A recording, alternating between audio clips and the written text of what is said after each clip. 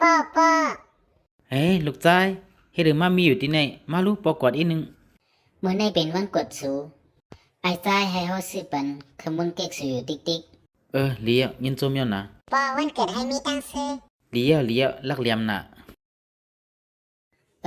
เหลือในกาจะใส่ลูกอ่อนสุ่มไปเลยปันเฮา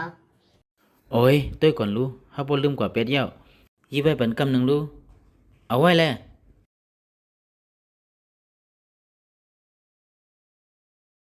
ตีเฮาในมีตัวเงินอยู่ข้างในกว่าเย้าเอาไว้ก่อนเลยเดี๋ยวป้อนนั้นเฮาดีกว่าก่อน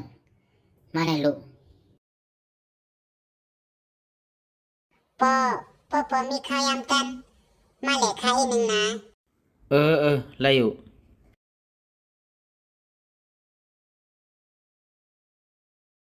ฮักเอ้ยเป็นสันในสวิตจังได๋ล่ะสุบ่เป็ดกันยาว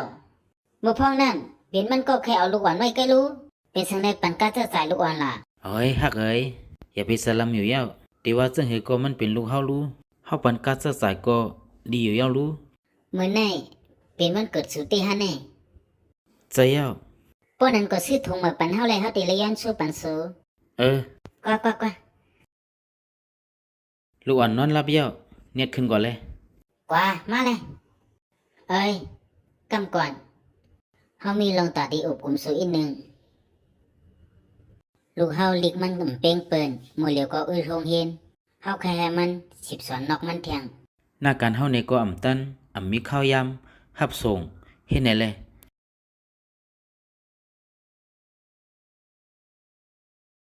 ตีเนื้อกัดในมีเงินอยู่ล้านหนึ่งสัวไว้ก่อนหาปันคู่สอนลูกเฮาให้หรืออีกหนึ่งเลยเดี๋ยว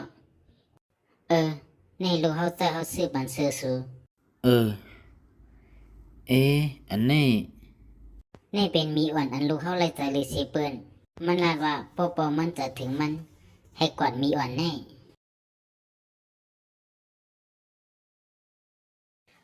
สุเฮ็ดจังล่ะแน่กำหนึ่ง500,000กำหนึ่ง1,000,000เฮ็ดจังไหนสูรู้ติสิบอยู่จังหือล่ะเขาในก็เลยหยับใจป้อยเขาก็เป็นแม่ลูกอ่อนนังเก่าป้อเขาเลยอยู่ลีลูกอ่อนในก็สังเลยอยู่ลีเอ็มจ้ะฮะตัวผู้หญิงก็แน่เตรียมหมอหาเงินหาต้องสังเหมือนเฮาเมื่ออันตั้งหัวว่าสุกว่าเฮ็ดหือไรใจก้นจังไหนใจยาสูหลายวันปนหน้าในเฮาหันแม่นรถลำหนึ่งเฮาเลยจะเตียวอ่ะมันในก็กากาคือเจ็บเป็นล้านก้อยเฮาวนว่าปกเด็กมาสั่งซื้อแลสุขข้าวยำในโครงการเฮาหลุดใส่เงินดังนำส่งเคยซื้อบันเฮาหาแน่ป้อมซื้อเฮาจะลำเมียวเลี้ยวซื้อก็ซื้อเลยหนูเลยเป็นจังไหนผู้หมายกำหนึ่งมาเรียนเจิงจอมกับอีกหนึ่งลูโปเล่งยิมจะเลยอยู่หาที่เฮ็ดจังไหนยุ่มเจอเลยมาเฮ็ดจอมอันเกาลัดในก็เลยเย้าออกคาโปเล่งก่อแลฮักไว้เน็ตก่อแลเข้าดังเหลือ10 วันเฮาห่างแห่งเข้มแล้วเบี้ยวเฮาก่อแลฝรั่งเศสปอยาวสังกว่าอินเตอรีกว่ากินข้าวซอยตีนั่นน้องหอมลองเฮาเด็กกว่าเลยในทางได้เตรียมเปลี่ยนกว่าเย้าเมื่อเร็วโครงการเฮามีลองหยาบอยู่ลองอีสังลาลองอย่าชีอันเฮาดีกว่าเลยในก่อนผู้หมายเข้ามาเลยปอเล่งเมื่อเร็วโครงการเฮาเป็นจังหือโครงการเฮาอำไรนำตอนมี3เรือนเหี่ยวเงินเอามาตินเนอร์ห้องไว้เงินก่อนไปเลยเตียนผู้สิเป็นจังไหนกว่าแต่โครงการเฮาติลุซุ่มเตี้ยเงินเหลือนก้นเหตุการณ์รู้เฮ็ดไหนเลยเนียดปันเงินเหลือนก้นเหตุการณ์อ่อนตั้งก่อนเมื่อเร็วเฮามีเงินสิอีเดียวมีเงินเย้าเฮ็ดไหนเลยมาเอาลวดเก่าในกว่าขายเป็ดสิตื่นหนูเลยปันกาแห้งก้นเหตุการณ์อ่อนตั้งก่อนค่ะน้องหอมสูในก็ฮู้อยู่2 ปีมาในเงินเขาในก็บ่มีเมื่อเร็วเฮาถูกนี้ในห้องไว้เงินอยู่3 ปักล้านเพราะว่าเฮาเตียนขึ้นไรในแต่โครงการเฮาตีลูกซุ่มเต้ๆเย้าเมื่อเร็วรถเฮาในก็ไล่ขายกว่าเย้ารถเฮาซื้อปันสูนั่นสูจะซื้อบันเฮาหลายวันก้อยใครขึ้นเอากว่ามีวันมันน้องหอมเมื่อเร็วเฮาหลุดเสื้อเงินกวนในเต้ๆนะช่วยแถมเฮาอีกนึงแลเมื่อวันตั้งเก่าลึกอยู่ซ้อมมือก็ผ่านโครงการเมื่อในเงินเข้านำเมื่อเร็วโครงการก็ปอดีลูกซุ่มเย้าเฮาขาดกันละเมื่อวันตั้งย้อนกล่องตัวหลีๆก้อยมาเป็นก็ฮักกันดังมากวนวันนอกอ่อนก้อยมายิบนากันเยอะมีวันตีขึ้นเยอะเลยป้าปาย เจียวกาเฮาผัดยานกันสุดที่เลยปันเฮา5 ล้าน สังก็สูก็ขัดกันตั้งเฮาสูให้เฮาขึ้นปันเงินสูจังนั้นฮะ ปีก่อนคือ สูเฮ็ดถือมาล่ะเน่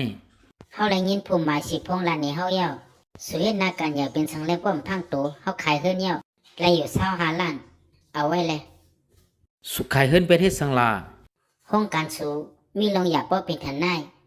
เฮา สุขายเป็ดเฮิรนเย้าสูเลยตั้งลูกซ้ำดีกว่าอยู่ที่ละ เฮาได้ตั้งลูกซุ่มลงไม้เสอเฮาดีก็ขับขืนกล้วยปอเล่ง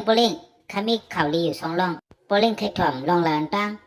ผู้หมายเมื่อเลียวเก่าในก็ฮู้ข้อตอบมันเย้าห้อมหลู่เรียนเจิงเย้ามีลองสังกอลานเลย คู่กองเฮ็ดออกเมื่อวันตั้งนั่นขายดีน่ะเงินเขาเฮามีอยู่3 ปากล้านเงินในปอเล่งดีเฮ็ดจังหือ เตเฮ็ดจังหือส่งไกวลาดเนตลานในเก่าข่าวลีที่ซองก่อน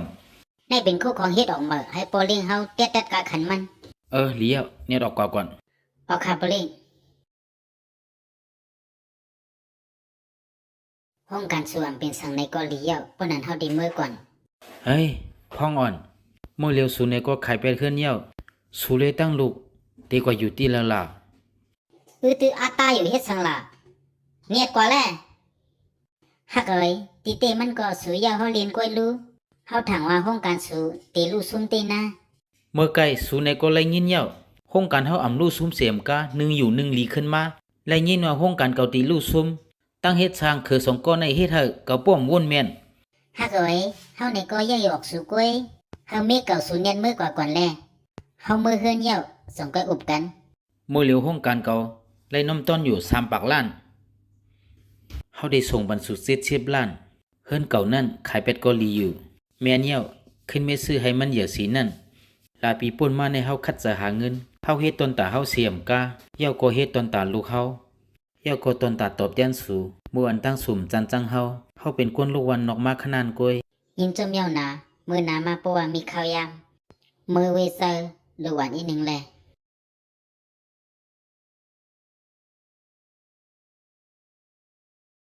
ฮักเอ้ยสุปันเมฆเก่าสูนน้ำบ่เป็นทันน่านป้อนั้นตอนตาเฮารู้ เมื่อเฮ็ดปังใต้มองนอกนกจกมองหันกวยละเมื่อเร็วเกาหู้หลีเย้าป้อเย้าก็พ่องมือเมืองนอนนั่นเอาหมอนหูขึ้นสูงอีกหนึ่งเมื่อได้เลยนอนพันหลีเอานั่นน่ะ